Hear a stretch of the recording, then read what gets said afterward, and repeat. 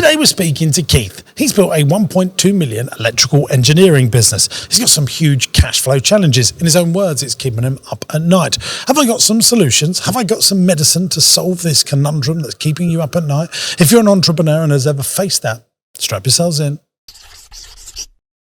Welcome back to the Business Broadcast, the podcast designed to help grow your business. We're all lunched up here in Essex. So you could tell, couldn't you? The energy was explosive. Yeah, JB's got gout, so he had to have a boring chicken sandwich. And I had chicken curry. My wife treated me like a child this morning. She went, "What do you have for lunch?" And I was like, "Oh, I don't really know." She went, "What do you have for lunch?" I went, "Chicken curry." She went, "You're not eating that." You are the exceptions to the rule, because the rule usually is if you eat healthy, exercise loads, drink loads of water. Yeah. I mean, you are a slim chicken. There's more fat on a chip than James Burt. He looks great naked. I've seen it. But, you know, you eat something and it instantly affects you. And he's on like a gazillion tablets for this, aren't you? High uric acid. I said on Saturday night at your birthday party, I said, "I tell you what, that cheese souffle is worth the risk of gout." It was not worth how I feel today. Oh, bless you, mate. But it was bloody delicious. If anyone's a gout sufferer and has got any super advice for JB, you can message him on his Instagram handle, James Burt Official. I might change it to James Burt Gout. Yeah, I mean, I would love that. I would love that. Gout's about. Watch out, gout's about. Watch out, gout's about. Yeah, that's good. I tell you what, showing our youth. I know, I'm about to say, isn't it? Blimey. We have got a brilliant business on today. We have got Wilson Electric Engineering. Keith Wilson is on the pod shortly. He's been going between 10 and 20 years, estimated monthly revenue of €108,000 spread across his 3 companies. He's got 5 full-timers, 2 part-time, and himself. Biggest challenge is cash flow, liquidity, and it's becoming more difficult to finance. Liquidity? What's liquidity? Liquidity. It's like liquidity, but a guy called Luke runs it. Right, he makes all the decisions on it. Liquidity. It's becoming more difficult to finance more contracts in advance. Challenge number 2, finding qualified engineers to take my place. That's why I'm looking to start up in India. This is the second engineering challengey thing we've had in the last few episodes. It's crazy, isn't it? Financing growth is difficult. Yes. You know, when you got big customers that don't pay you for 30, 60, 90 days. And everyone goes, "Oh, what's the magic pill?" Well, that's the way they operate. So you have to get so good that a bank supports you. And do you know what? Invoice financing is a great way of doing that now. So HSBC, I mean, I know this particular chap, Keith, has an issue really because he's based in Germany. Yeah. Does business in the UK, and he's found it difficult for a bank to sort of understand that. Okay. But if anyone's, back in the day, there's used to this thing called factoring or invoice financing. We're setting up a line for us for a couple of £1 million right now with HSBC. It's 2.5% above base a year. That's mortgage money. It's less than most people's mortgages. I think it's really impressive. So yeah, that invoice financing is a good thing, and all the high street banks are ultra competitive now. So if you've got good quality customers, you know, people that, you know, £100 million, £50 million plus businesses, well established, but they're paying you late, do talk to your bank about invoice financing because it can change people's lives. And for those who don't know, like me, is it like a drawdown facility? Or do you have to show the invoice has gone out and they'll factor that particular invoice? Basically, what they do is once you raise an invoice, they will let you on day 1 draw down 85, no, 85, sometimes 90% of that value. Really? And then when the customer pays you, they pay it into sort of like a client account that HSBC set up for you. That money goes in, but it's cheap. It's 2.5% above base. Yeah. And if you're... It's worth doing it, not to just have to not use your own money, isn't it? Well, and if you've got, I don't know, you're doing $100,000 bit of kit and it costs $80,000, your margin's $20,000, you have to fund the $80,000. That's not very nice. Yeah. Worth considering them. Third biggest challenge. Can I just put the point is, years ago it was very expensive. It's not expensive now. Yeah. So worth doing, worth considering. Third biggest challenge that Keith has got, realising that I really need somebody else to manage the business whilst I continue to do development work. Where do you want to be in 1 year's time? He said he wants to increase turnover by at least 30%. What would the business look like when it's finished? We asked him. He said turnover of at least 10 million after 8 years. So to make it an interesting buy for private equity. Do you make the profit that you want to make? And if so, what is it? He said, no, it strongly changes from year to year. Since 2019, it's been 150,000, then 50,000, then 0,000. Then 80,000, then 33,000, then 0,000. Wow, that is some up and down, isn't it? That is some entrepreneurial roller coaster that Keith is on. How do you spend your day-to-day time within the business? He said mornings, approximately 2-3 hours doing general admin and then doing development projects. And he's got a bunch of questions that he would like to ask to you. So it sounds like we could have an interesting chat today. But before all that, it's time for this. Interesting quote or fact. Interesting quote or fact. Interesting quote or fact. It's time for the interesting quote or fact of the week. I've got a few. Go on, what you got? What do you got? Interesting I've got fact or quote? fact. I might give you a sprinkling of both. Oh, blimey, go on then. Chef Seamus. I love this. Chef Seamus. This is a really interesting fact. Really. Interesting fact. In preparation for a German invasion, the British removed 50,000 road signs in 4 days. I love that. Wow. I mean, it's not very businessy. It's not, but it's a good fact. But, was it necessity is the mother of all invention? Have you ever been to one of those old gardens in London? And they used to have like the, like the wrought iron, and they used to have the lovely sort of ornate spikes. For when munitions were low, they came and cut off all the spikes. So you see a lot of these places, they might have like a beautiful gateway, but it looks like it's just been cut off. That was from the war, and they took it and they melted it all down. Wow. Yeah. No, I didn't know There that. you go. Another non-business fact for you. Right, okay, I've got some other facts here that I just think are wonderful. From listeners to this podcast and people that follow me on Instagram, I mean, this one comes up all the time from Mitchell's Barbers in Chelmsford. What you are not changing, you are choosing. That's classic. Oh, that's good though. It's worth remembering. People say the successful are lucky, but luck is only when preparation meets opportunity. Another classic there. You don't rise to the level of your goals, you fall to the level of your systems. They're really coming up with some good ones here. That's from Reese Wins. Reese Wins also says, if you can't fly, then run. If you can't run, then walk. But whatever you do, don't stand still. I like it. I like it. Go on, right, Reese. okay, we've got some... I've got some facts here that I just loved. Fact. There's a fact for you. Chuntz is listening. He likes these facts. And I know, he's really engaged today, isn't he? He must be doing a good job. Samsung started as a trading company selling what? Any guesses here? Was it materials? Like cotton? No. Oh. Chuds, do you know? Have a guess, Chuds. Glass. No. Oh, I like it. Samsung started as a trading company selling dried fish, noodles and groceries. No way. There you go. And I do know that because I listened to a Wondery podcast, Business Wars or Business Movers, and they were talking about Samsung. And then this is my last one before the next podcast. Briggsy the Butcher. Hello, Briggsy Briggsy. the Butcher. He's had a baby, isn't he, Briggsy? Congratulations. Muzzle tov to you. Here's a fact for you. There's more Guinness manufactured out of Ireland.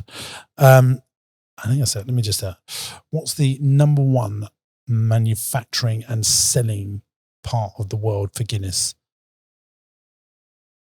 Oh. What country are you going with, Chuds? What country consumes the most Guinness in the world? According to Briggsy the Butcher. I'm just going to say the UK. No. Do you know, weirdly, I think it might be like somewhere like South Africa. Oh, JB. Really? It's Africa. Is it? Well done, Yeah. mate. Yeah. When did you sort of flutter through No, your memories? yeah, I've been to South Africa like 6 times. I always remember seeing it in supermarkets and stuff. It's You've been really to South because it's Africa 6 rebranded. times? Yeah, because I always notice it because I'm like, why is it rebranded? Where have you there? been to South Africa 6 times? I used to do some work with an orphanage, and we used to go to an orphanage. Shut up. I did. I did. I mean, I learned something about you all I the time. did, yeah. But I used to notice that 610. Yeah, I think I probably am. But I used to notice because there's nothing else that's branded differently. But No Guinness, one cares about the Guinness anymore. When did you go out to South Africa and run an orphanage? I didn't run an orphanage. I Or used to help go with an out there. I first went in 2017, and I went 6 times between then and 2019. So in 2017 to 2019, you went Like 6 times. Yeah, I went once to give a keynote talk, and then someone saw me in South Africa. It wasn't just me, the 2 numpties I used to work with, and someone saw me at the Nelson Mandela statue in Stanton, which is like the famous statue, which you've got to go and have a photo of because Mandela's a legend. And someone emailed me and said, "Oh, I've got an orphanage we were supposed to have a business meeting the next day." And I said, "Our orphanage is an hour and a half out of Johannesburg. Would you like to go and meet the kids?" And I said to the guys, "Well, we can either go to this business meeting tomorrow, let's just sack it off and go and meet these kids at this orphanage." We went and met these kids at an orphanage, and it was, my mate Lisa, who's an MBE, runs it from here, from the UK. I mean, She's a wonderful human being. I'm flabbergasted. I learned something new about you. There all you the go. time. And what did you think of South Africa? I love it. I love it. I love the people. It's something I do not. I say I don't feel safe because I've been to like the illegal pubs and stuff, and you have to like leave your guns and your knives outside, and I'm sort of like, should we be here? And if it was like behind a cage, and I'm like, oh, I'm not too sure about this. But the touristy areas, you feel very uncomfortable. But Really? the people are unbelievable. If music comes on, like everyone is dancing. And we've been in like gone into like the illegal townships and all that sort of stuff. And people are just What does an illegal unbelievable. township mean? So they have almost like ghettos. So because the government won't fund certain areas, they'll build, sort of the stereotypical thing that you'd see with like a corrugated iron hut. Like that is reality outside like a shanty town. Like a shanty town, yeah. So it's normally anywhere where there's a main electric line, because someone brave or stupid enough will go and jimmy the electric and steal the electric so you can run the facilities of this area. So that, it started, Lisa took on this orphanage, and then the orphanage, they needed more space. They opened a little daycare nursery, and they opened a little library, and then they supported the town and all that sort of stuff. And now they do they do a feeding station every Friday. It's the most awe-inspiring, life-affirming place I've ever been in my life.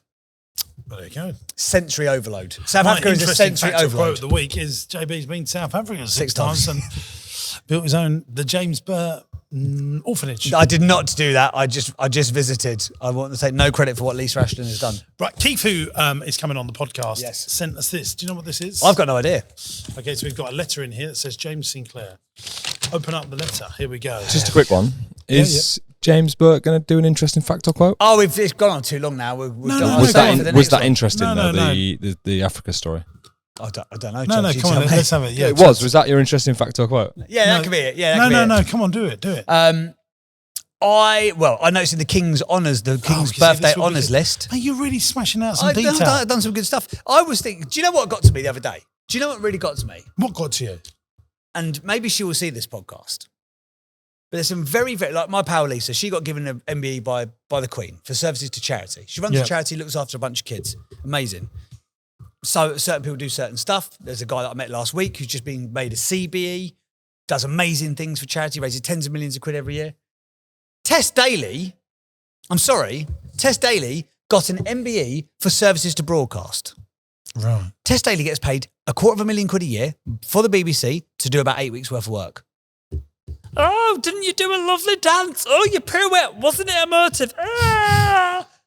She got an MBE. So I'm thinking, what's Sinclair got to do to get an MBE? So this is where I went down the rabbit hole the other day. Right, so I was thinking maybe it's like a net worth thing. Surely he's got to have enough cash. He took us all to the Ivy. I mean, he must be absolutely caked. Well, not anymore. So then I worked out the estimated net worth of the latest people to be dothed with the sword.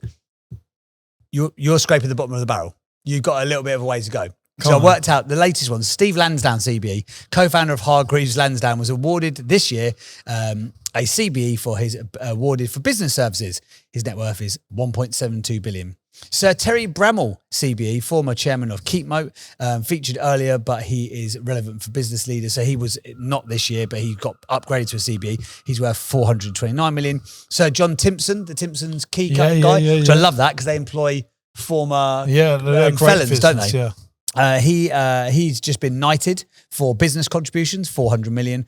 Frank Hester, OBE, founder and CEO of the Phoenix Partnership, which I think is that a big social housing organisation. Yeah, I don't know. 371 million. And then you got Sir Brian Gamble Ivory, business leader and CBE, knighted this year for his services to business. Adding these figures together gives you a total approximate value of their net worth of 3.74 billion. So, whilst I want to wave the flag for James Sinclair's contributions to business, we got a bit of work to do, my love.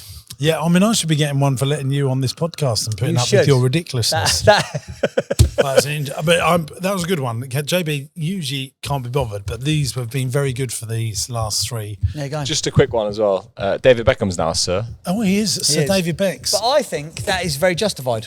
Oh, I think it is. I think it's very justified. The one that got to me was Tess Daly. I was like, not even a good TV presenter. Like, not even. Like Claudia Winkleman with the big fridge. Oh, hello. I'm like, yeah, I'll get on board with that. Not Tess Daly. No? Am I wrong? No, but she's 56 and looks great. Not a reason that you should get an MBE, because that's another reason why you would already have yours, isn't it? If it was like what you can do and be good looking, I mean, you are 2 for 2. Absolutely. I'd You be are a 2 lord. for 2. You'd be a lord of something. Right, come on, get on with what. Okay, hello, James and James. I'm really looking forward to joining you on the podcast this Tuesday, the 17th of June, time of recording. Please find enclosed the 8 Traits of Greats display, a small gift as a token of my appreciation for your help, advice and support you've shared with me over the years. This display also gives a little insight into what we do as a company, designing and manufacturing electronic boards. I hope you enjoy it and have some fun with it. All the best. Cheers, Keith. P.S. Check out the razzle dazzle effect. I mean, I'm intrigued now. This is exciting. Have you seen it, Chuds? No. What we got here? There's a letter thing there. You start. Oh, okay. What's this? Okay, gang.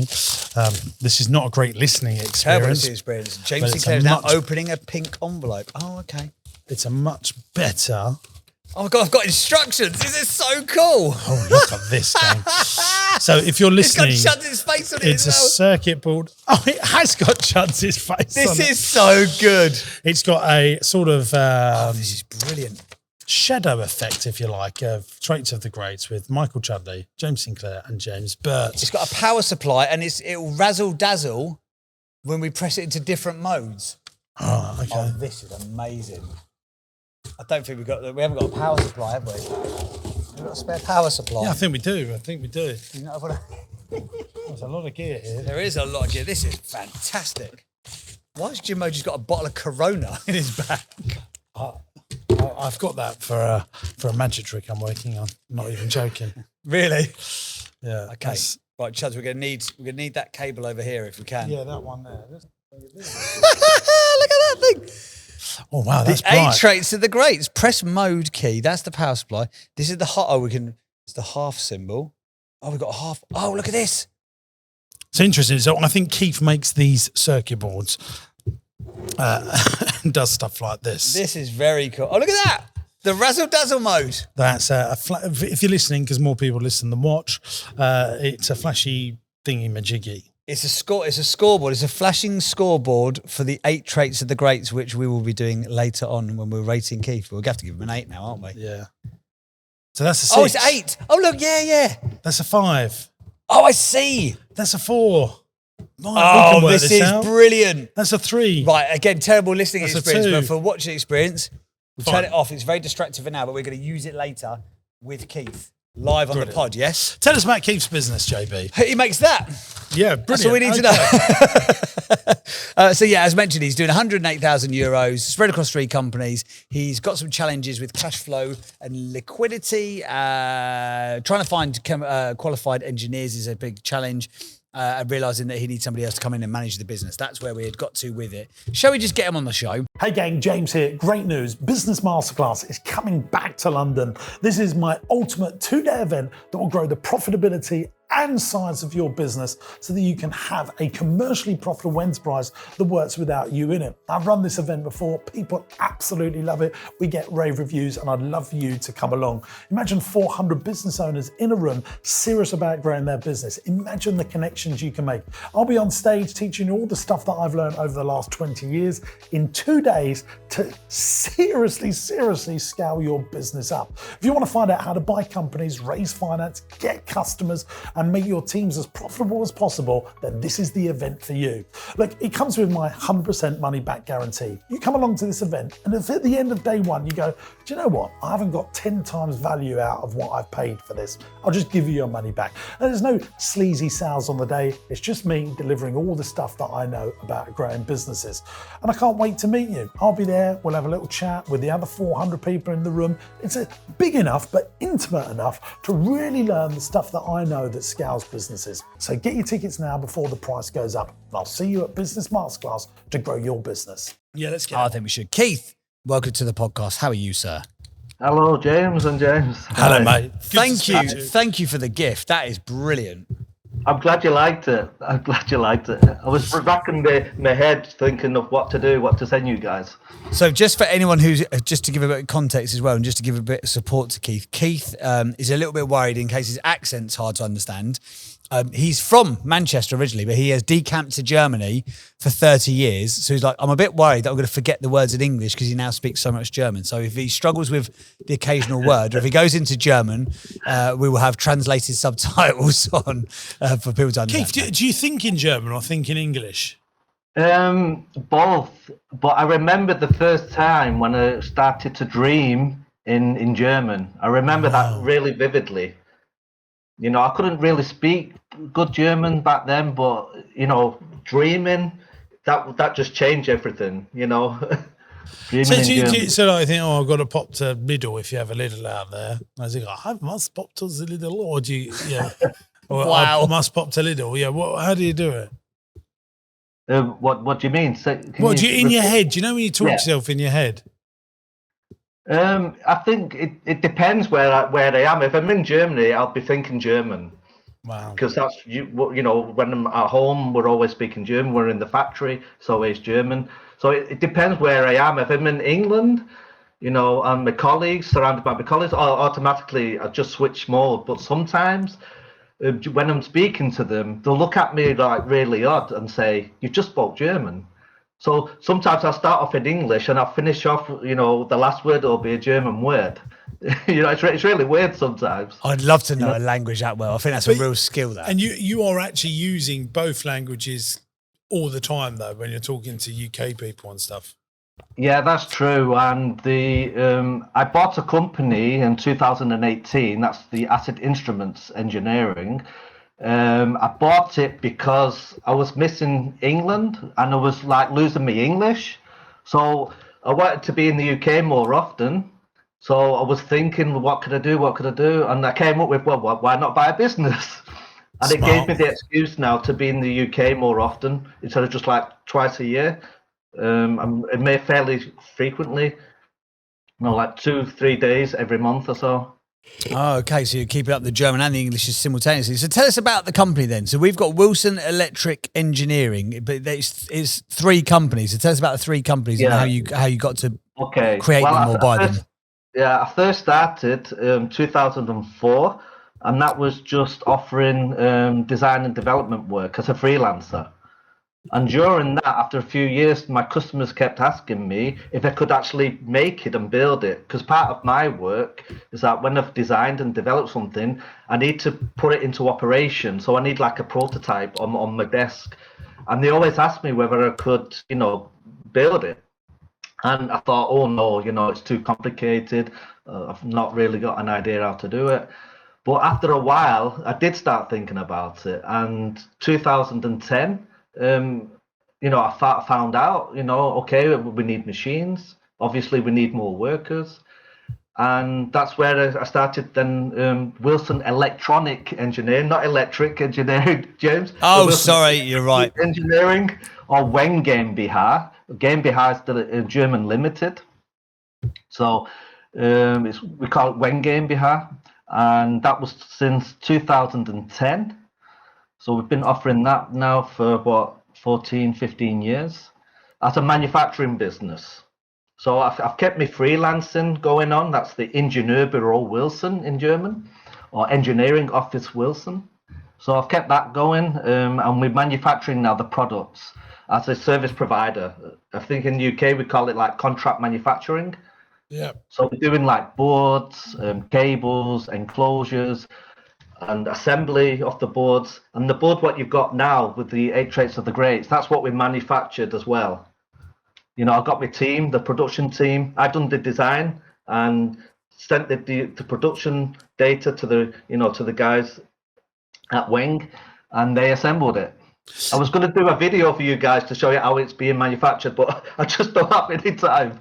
Well, more interesting. So, what would be a typical customer that would come to you and say, "Make me those"? Just I think that'd be interesting. When I first started, it was a lot of automotive customers, because obviously in Germany you've got all the big car makers here. But over the last, say, 10 or 5 years or so, it's slowed down in the automotive. I noticed that, you know, things are changing, you know, especially because of electric cars. But typically they come from automotive, like I say, or medical companies. But I would say the big part is just standard industrial companies. What does that mean, standard industrial? Yeah, that would be like, for example, now I'm actually doing a development now for a small firm, and it's a mattress with what radiates a magnetic field, and it's supposed to give you some kind of therapeutic qualities, like benefits. So that's what I'm doing now. I'm also doing for another guy in Austria a chandelier with over 2 million LEDs, very similar to what you've got on your desk, but with 2 million LEDs. Got it. Okay, yeah. Right. Well, let's get into the challenges. What's challenge number one, JB? Challenge number one is cash flow and liquidity. It's becoming more difficult to finance more contracts in advance. Can you give us a bit more on that specific challenge, Keith? Yeah, and because we're growing at such a rate, it's virtually all the money what we're earning, we're spending it at the same day buying in components. Because if we get a contract in, then usually we have a turnaround of around 15 working days because we're doing like prototype small series. So the delivery times are very quick. But nevertheless, as soon as we get the order in, we have to buy all the components, all the parts, and it's around 50% of the total cost. So we're earning money, but we're spending it at the same time. And waiting. But that's because you're growing so fast and so quick. Yeah, I mean, you're doing what we call over trading. Yeah, I mean, like I said, we're doing like over €100,000 turnover every month. You know, so we've had to go to our suppliers and ask for new terms. But it's still getting really difficult. Let me help you. Do you employ an accountant? Yes. And is that accountant going out and sourcing finance for you, or you doing it? We've just changed actually accountants, and we've changed again because but you employ an accountant in-house full-time working for you like an FD? I've heard that you've said this before, and it's something what I've thought about, but I just can't get my head around the cost, because to employ somebody like that here in Germany, you're talking like between 60 and 80,000 euros. Yeah, but that might change your life, mightn't they? Yeah, I mean, it's definitely on the book. But you can get. So let me speak, my love. You can get part-time FDs that might just do 1 day a week for you, and you say, look, all I want you to do is raise me money. Yeah. You know, I want cheap money. I want you to go and raise me as cheap as possible for my growing business. I mean, the other thing is you go and buy another electrical engineering company that's, you know, another 2 million quid, then you got a £3.5 million business, and you employ an FD in-house. If this was my business, I would be making my sole aim to get an accounts person in-house that can manage your cash flow, raise your finance, so that you can go and do the good stuff like bringing in more cash flow, bringing in more customers, bringing in more profitability.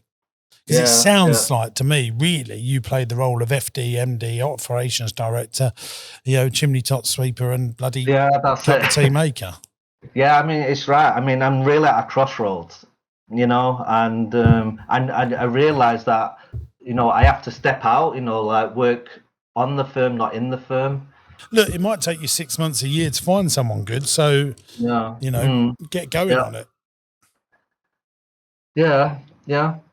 I always say to people, employ an accountant before you can afford it. If you're doing this super fast growth, having a numbers person around you will massively change your life.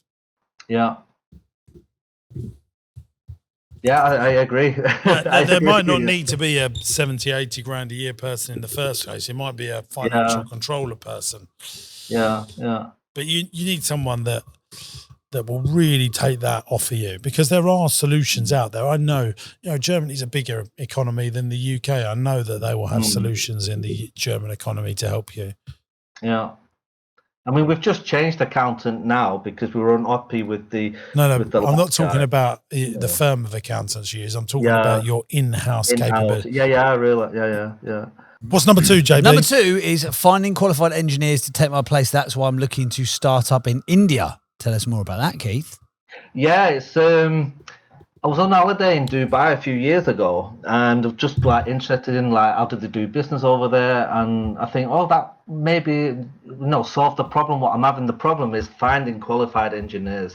It's virtually impossible. It's impossible to find production people where we're at, you know. And I was starting to think like, well, we could possibly go abroad, and with Dubai, there's no income tax, no corporation tax.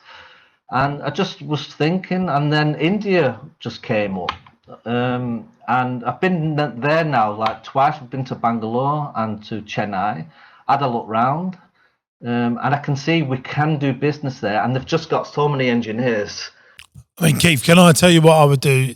Rather than move to India and concentrating on the UK, concentrating on Germany, concentrating on India on a 1.2 million turnover business, I would go to India and offer people sponsorships or visas to come and work for you, and you pay for their sponsorships and they come work in Germany or the UK. Yeah. I mean, some guys are applying. I had an Indian guy last Friday coming for an interview in Germany. He's working in Nuremberg, and which is not far away. It's about 2 hours, or about 3/4 of an hour with the car. The thing is, I keep getting requests to design things from our German customers, and I've got to just let work go and say, I'm sorry, I don't have the resources, don't have the time to do it. But once you've got your cash flow sorted and you've got your team, so if you've got the team, you could take on more work, have you? Yeah, exactly. That's it. You just do the sponsorships then, Keith. It's simple, isn't it? Yeah, well, like I said, we were there. I was in Chennai in February this year, and we had like 5 interviews. 5 guys came around. We found premises. We had 5 engineers come around, and we really wanted to start with 2 guys, and they were so good. We said, no, we'll start with 3. The thing is, though, what I massively know about doing things in other countries is, people, look at China, they look at the UAE. You have to make sure that you've got a really good management team out there, or you go out there to run it, and that could be at the detriment to what you've already got in the UK and Germany. So you have to be careful of that. Yeah, sure. I mean, we've just put an advertisement on LinkedIn. We've got someone applying as well for an operations manager in Germany. So I will be 100% out of the production for Weng. I won't be involved. Once he can take over and do the day-to-day, operations. Like I say, I'm working like 2 to 3 hours, sometimes a little longer. In the mornings, getting things planned, doing invoices and stuff like that. And I really don't have to do that. So as soon as I get this operations guy in, then I can really concentrate on building up a development team. Yep, which I think neatly folds into the third challenge, doesn't it? Which you've sort of just said there. You'd need someone to manage the business so that you can seize all the many opportunities it sounds like there is. But the thing is, it's really difficult to get my head around it. It's to step back, because I've been involved, from day one, and it's really difficult to delegate, to step back and just let things happen. I don't know if you got any tips. Well, yeah, I mean, lots. I know you're coming to retreat, and we'll talk about that loads there. But I think you might be the person that needs to work on yourself most, Keith. Yeah. Are you trying to manage this business, but knowing you need to lead it? Well, I know that it can't go on as it's going. It's just all getting too much. So I know that it has to change. Can I just answer? We've asked you, do you make the profit that you want? If so, what is it? And you said no. It changes massively from year to year. So 2019, 150K, and then imagine 2020 was 50. Was that 500K in 2020? No, 50. 50K. Then 80K, then 330K, and then 0 this year. Yeah. Why is that sort of yo-yo approach? What's going on there? Yeah, well, that's the thing. I didn't really understand what was happening, and I'm using like ChatGPT now for a year or so, and I thought I'd just have a conversation with her. So I was telling her, says, here's the profit over the last few years. and something's going on what I don't understand. Something's, is this a known thing in the industry? Mate, like the profit Keith, keeps going up you and need down. to employ an accountant, mate. Yeah, You're an electrical engineer that's obviously very good at doing that. Trying to manage a business, trying to lead a business, trying to be an entrepreneur, and trying to be the head of accounts. Asking ChatGPT the financial health of your business, it ain't the right thing to do, mate. I realise, I understand where you're coming from, but the thing was, she told me, she gave me an answer, and I can now understand why we're doing that. Why is she a she? I've never heard anyone refer to ChatGPT as a she. Well, you're the first. I know, I've heard anyone to do that. Well, the Germans have all the, like feminine and masculine and neuter for all the different words. You're definitely going to be the first person I know, Keith, to have a robot at home, aren't you? But like I said, I mean, she actually explained, and I can really understand it, because what she basically was saying was that as soon as I get a profit, I'm distributing the profit into salaries. So if we're making the same amount of turnover for the next year, if we're not increasing the turnover for the next year, obviously it's going to go down, because I've increased the salaries for everybody for that year, because it was a good year. So can I ask you, Keith, how are you funding, if you're losing money, how are you funding the business at the moment? Through reserves? We're making money now. I mean, I put in money as well as a director loan over the years, but at the moment we are making money. It's just it's getting more and more difficult. Well, it's because you don't know you don't really know your numbers, do you? I mean, I'm not on them every day, that's sure. Maybe once a month, when they get the profit and loss in, when they get the numbers in from the accountant, I'll take a quick look. But it's not a full-time job. But I think you're right. I mean, I need an accountant. I was speaking to my wife about it a few months ago. I says we've got to get somebody in. Yeah, I mean, I love got to be this. the next hire. But by Friday, you need someone in on Friday doing this for you. Keith, you are one of those people. You can just know that you're a genius. That if you just had the right lieutenants around you, I reckon you could literally go to the moon. This is one of the things that people don't see about Jimbo's business, and I'll talk about it like you're not here. Everyone goes, oh, isn't he clever? Isn't he? Don't you do hard work? Blah, blah, blah. And yeah, all those things are true, but it's only possible what Jim's created is because of the amazing people that he's got around him. He's never cashed up, never shut up a shop. He couldn't make a bloody donut. He could probably work out to scoop an ice cream out of push, but he doesn't know any of that stuff because he's got amazing people around him. And testament to that, they've been with him for 20 years. You could be as good as, you can be an amazing creator, you can be an amazing entrepreneur, but if you haven't got amazing people to deliver your brilliance, then frankly, you're just going to flounder. You, JB, what Keith's doing is you are worrying about the cash flow of more salaries, and I mean, I worry about that. But you can't afford not to do it. Frankly. Yes. Yeah, and it's something what's only happened, say, in the last year or so. I mean, up to now, it's been great, as it were. It's just like the last year. I'm not sleeping properly. I'm turning, over. I'm getting up again, going downstairs. And, I can feel that it's getting too much. And I realise things have to change. It can't go on. But Keith, I think you can make the change, though. I think. Yeah. But JB, you've had those times. I've had those times. I reckon nearly everyone that listens to this podcast has had those times. Yeah. It's a horrible place to be, and unfortunately, in those instances, sometimes when you're panicking at that level, it's waking you up at night. You can't go to sleep, or you fall asleep. You can't stay asleep because your brain's so active. You just don't make good decisions. You never make good decisions in a panic. You just got to give yourself a bit of breathing space. That's why it's great that you're going to retreat. A few days out of the business to work on it, not in it. But so often is the case as well when you're. Yeah, people can drown themselves in a puddle. You don't realise you just got to lift your head up. And in this instance, you're lifting your head up so you don't drown in the puddle is just finding a good numbers person. Because there's probably more money floating about in this business than you realise that there is, for example. But you don't, like say, if you're asking ChatGPT to be a financial advisor, then something's gone sideways. I mean, I'm just reading I'm reading your big questions here. Question number one, questions to ask James. How to deal with cash flow, how to get loans, credits when all my assets, houses are already secured. It's all, you need to get a numbers person around you that can help you. Mm-hmm.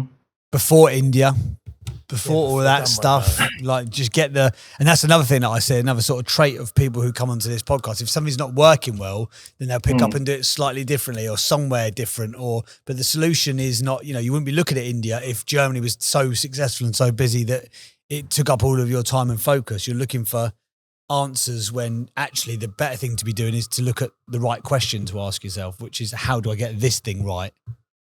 I mean, I agree partly with what you just said. It is a successful company. It's just that I actually have to refuse work.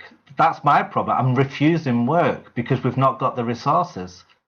That's a major problem in the. But you take it. But what overtrading is without a good numbers person, Keith, is you take on more work and you make the cash flow problem bigger. Mm-hmm. Yeah. Now, eventually, so you could have massive paper profits. You say, "Oh look, we made £1 million profit this year," but if you haven't got the cash being paid you on time, it can make the problem massive. There's so many profitable companies that go bust. Yeah. Yeah. From a cash flow point of view, that if you get to the point, I've had this as well, Keith. With Teddy Tastic, I've got some of the best companies in the world that I'm blessed to have as customers. Yeah, but they always owe me a lot of money now. We're talking millions of pounds owed. I had a call yesterday, Keith, and I'll tell you this, on the podcast, with a very big company yesterday. They spend around 300 grand a year with us at the moment. Good relationship. They've worked with us. That call yesterday was worth around £3 million a year to us that we had. And part of my mind was thinking, I need to sell £1.5 million of stock to fund this 3 million. Because they'll pay us 60 days later. We need to have the stock in the warehouse so they can pull it off when they need it. But now I've got to find the £1.5 million and wait, because it will take 5 years for those profits to turn enough to keep that consistent. So, I don't know what I'm trying to say there. Is it? Yeah. It's the curse. But you're in your instance there, Jim, you're making decisions based on the numbers that you know really well, based on the brilliant people that you've put around who can go, here are the numbers that you need to know about this specific situation when you walk into that meeting for 1 hour of your working week. Yeah. So again, it just goes to reinforce the point of that numbers person being integral. And unfortunately for you, Kev, it's a £1.2 million business. It's not a £3 or £4 million business when that will all start stacking up, like getting funding facilities, having a really good FD. It all stacks up at that level. But here you go. This is why most people don't get to, and I think it's like 5% of businesses get to $1 million of revenue. Yeah. You're in the top 5% already. It's devilishly difficult between 1 and 10, and then I think it gets easier. Then when you get to 100 million, I think it gets, life can be enjoyable. Yeah. But how many people do you know that have done that? Yeah, not very many. I always think about like the entertainment game. Me and JB flirted with the entertainment game in quite a serious way in our younger years. There's probably 500 people on the planet that are having it off in the entertainment business. Yeah, isn't it? Yeah, really. Yeah. There's probably 20,000 people that work in TV that are okay and have a good lifestyle, but really only 500 people. Yeah. And really, most probably just get by. Yeah, I'm thinking, Beyonce, Taylor Swift, Lionel bloody Richie. I don't know. There's not many, is there? Yeah. Elton John, Tom Cruise, it is that hard. I don't know why it is hard to get through.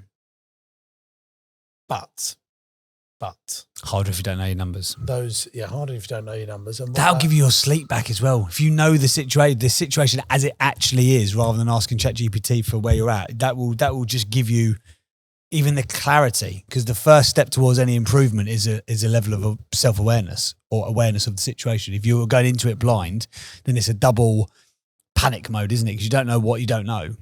You're fighting in the dark. Keith, if you had £100,000, would you just burn through that in a week on stuff? 1 or 2 weeks, yeah. It's probably, gone on components. And what if you had £300,000? Yeah, that would be a relief. Then I'd probably sleep better.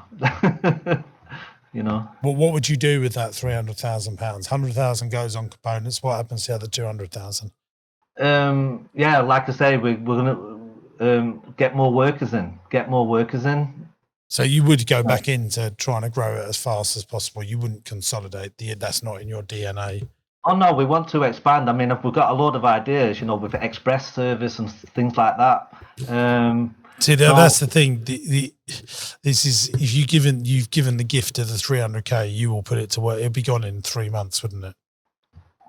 Yeah, probably. Yeah.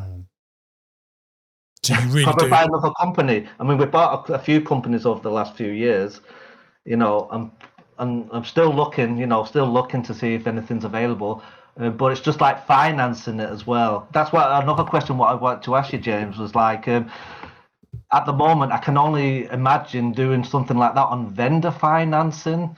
What's your experience on that? Because I could imagine being a seller, you don't really want to do that, you know? Well, I've done loads of it. Yeah, well, that's it. I mean, what's your experience? Because like, I can't imagine that a seller would be too enthusiastic. You know, if he says, "Oh, we'll get part payment and they'll get the rest in a few years," or whatever. Well, they are. I mean, even when banks get involved, there's usually an element of vendor finance involved, and sometimes it's the only way to sell a business, and it's very tax efficient to sell a business for the seller. Oh, okay. Yeah. So, you know, but not many businesses do get sold. Lots of them just stop trading. Yeah. Because they're not sellable assets. Yeah. And also, if you keep telling yourself that, you ain't going to help yourself to any of them juicy vendor finance deals. You're going to be going into, no one's going to accept this.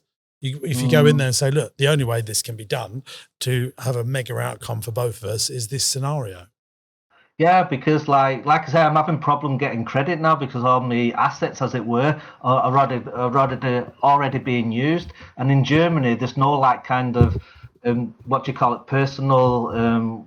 I forgot the word. You know what you use a lot of time? Personal guarantee.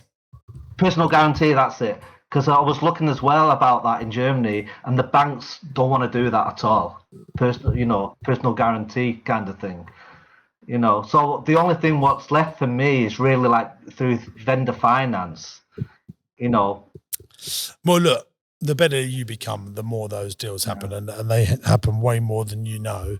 But I think we come to time on the pod today, but obviously I'll see you at the retreat and I will go through all my stories on how I've done. There's been an element of vendor finance in most of my deals. Yeah, great. I'm looking forward to it. Okay, my friend. Awesome. Thanks for being on, Keith. We wish you well. Yeah, thanks a lot, guys. Cheers, mate. Good to speak to you. Take care. See ya. Bye-bye. Bye, pal. Bye. There you go. Keith, all the way from Manchester via Dusseldorf, or wherever he may be in the world. There you go. Well, that was a good chitty chat, wasn't it? We get to do for the first time ever as well. I'm very excited. We get to do the 8 traits of the greats with our brand new flashy lights. Oh, yeah. So I'm trying to go up mode. Oh, that's colour. If it's on 0 and you press mode, it changes the colour. I read the instructions. Right, there you go. Start with 1. Hang on, we'll definitely give it a 1. Well, you can do that. I'll do that, yeah. Right. Okie dokie doodles. Right then, team. Let's get ready to rumble. Got too excited with the tech, didn't you? So what I've got here, up. Oh, it gives you a half, 1.5. Oh, that's very clever. I was like, well, I've got to press it twice. He's thought of everything, this fella. Come on in. So thinking with the end in mind, I think it's that, doesn't he? Yeah or no? No. Don't think so. Be passionate about your cause. Keep he loves that. He can have that one. Having untold amounts of resilience. I think he's got that. He's definitely got that. He's on a 2. So childish. Number 4, mastering relationships. He doesn't master a relationship with people with money to get more money into his business. No. But he's a lovely person. Should we give him a half? Go on, why not? Half. Oh, right. Brilliant. Yeah. I got a little thing. Commercial awareness. He can't have that. No. He can't have that. ChatGPT could. She's doing a lovely job. Okay, you will if you don't innovate, you evaporate. I do think he's an innovator. Yeah. Up. It's 3.5. 3.5, of course it is. Sorry, yep, you're right. Being a master marketeer. No, he can't have that. Stay teachable and curious. He's definitely that. He can have that. It's 4.5. There that's we no go. laugh. 4.5. That's no laugh. There you go. I like that little boy. That's brilliant. He scored 4.5. Does that come up well on camera, Chuds? Ish. It's a bad colour. We chose a bad colour as well. Cameras don't like red, do they? Do you know who I learned that from? Tess Daly. I'm still on that one. Right, it's time for the business quiz. Let's do it. It's Jim versus JB on the quiz that's businessy. Business knowledge and it's fun. Which one's clever and which one's done? Right, inside this envelope is a quizzical quiz question based on the conversation that we just had, and now we're going to get quizzical about the convo. Right, how many electronic startups fail within the first 5 years as a percentage? So how many electronic startups fail within the first 5 years as a percentage? Me think it's going to be very, very high. 80%. I was about to say 80. I'm going to go 81. Come on then. 80 versus 81. Here we go. Let's find out. The number is 70%. You win again. The average time to bring a new electrical product. Why do I struggle with that word? Electrical product to market is 18 to 36 months. That's 3 to 6 times longer than your average SaaS app. Kickstarter and crowdfunding platforms have helped launch over 8,000 electrics projects, but only 1 in 5 deliver on time. Well, there you go. That's today's business quiz. James Sinclair, you are winning. As always, we've got ourselves a present. We've had ourselves a good conversation. What have you got to sell everybody, Jimbo Sinclair? Guys, if you are interested in growing your business, why not come along to one of our events? We're running Business Masterclass in London. It's a big 2-day event that we run. Find out how to buy companies, raise finance. There's going to be a Bash the Bankers section where we've got some of the best banks in the country. They're coming along to find out how they can help fund businesses on a panel discussion. Think question time, but with bankers and me as your host. Yours truly. Dragging money out of the cold, dead hands of bank people. Our very, very best, my If loves. you've never been there, if you've got a great idea and you need funding and you think, my bank manager's not being convinced, let James Sinclair do the hardcore sales pitch because it's a brilliant session. We've had some great ideas and I need 80 grand. Well, why would you lend them 80 grand? Yeah. Of course you should. Good deals get done in the room. So we're doing that, marketing, buying companies, commercial property and everything in between. Plus the people that come along are just fantastic. We'd love to see you there. Tickets are available at jamessinclair.net. Make sure you subscribe to this YouTube channel if you're watching or if you're listening on the podcast platforms. Give them some lovely, lovely love. I was about some YouTube love, but some love with some comments and subscribe wherever you listen to your podcast. And leave a 5-star review. Muchas gracias. Ta-da! Thanks for watching today, gang. I hope you enjoyed the show. Now, look, we're looking for some great businesses to come on the podcast. If you've got challenges, but you're desperate to grow your business and you can't necessarily work out how to do it on your own, you'll be a perfect candidate to come here on the podcast. It's absolutely free to come on the show. Go to my website, jamessinclair.net, and there's a podcast button. Click on the podcast button, fill in the application form, and we'll do our very best to get you on the show and try and grow your business. If you're loving the podcast, make sure you subscribe to the channel by clicking here. And why not give this one a watch? I think you'll like it.